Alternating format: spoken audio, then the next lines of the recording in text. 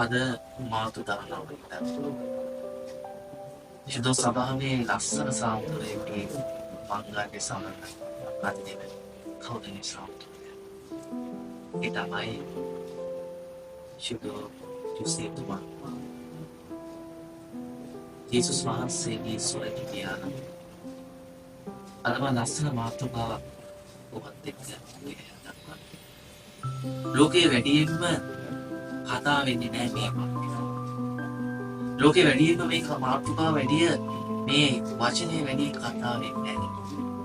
හැබැයි අතේ දවස ඒ දවස් තමයි තාත්තා කියන මේ වචනේ. ඔතියන්ස සම්පූර්ණයි. ජුසේ තාත්තට තමන්ගේ දරුවව කවුද ජේසුස් වහන්සේට ආදරයෙන් රැක බලා ගන්නට දෙවියන් වහන්සේට කාලයක් දෙනවා. අපි පොඩ්ඩක් කල්පනා කරමු සාමාන්‍ය ජීවිතය තුළ තාත්තා කෙනෙක් කියන්නේ ගොඩක් වෙලාවට කාටවත් දැනෙන්නේ නැහැ මේ වචනේ. අපි ගොඩක් වෙලාවට හිතන්නේ ගොඩක් වචනේ ඇහින්නේ අම්මා කියන වචනේ හැබැයි තාත්තා කියන වචනේ ඉන්නේ නැහැ. ඒක තමයි යථාර්ථය.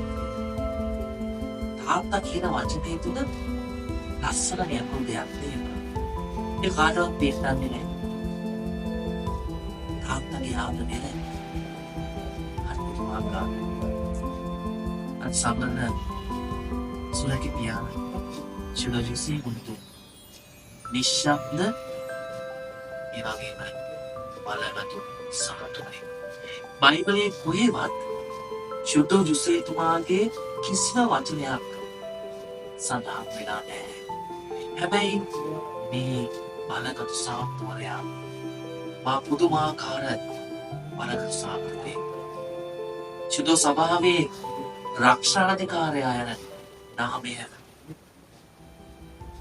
දේවල් මවරත ජීසුන්තාවත්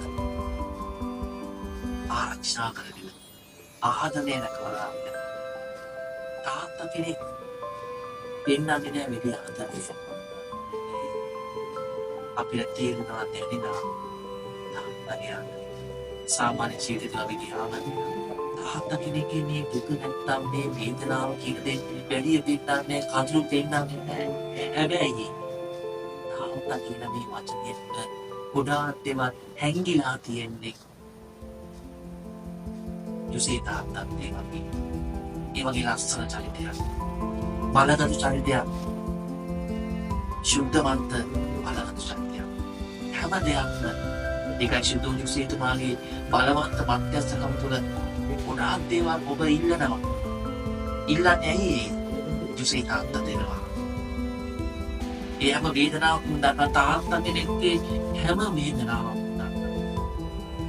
ඒකයි තාත්තා වැඩි ආදරේ දෙන්නේ නැහැ. පිටනන්නේ නැහැ. යුසේ තාත්තා ඒ වගේ තාත්තා කෙනෙක්. තාත්තට ආදරේ කරන්න තාත්තා වැඩි ආදරේ පෙන්නන්නේ හැබැයි කොහෙන් හරි උපේ කියලා තුනේ කියලා එයාට දෙන්නේ.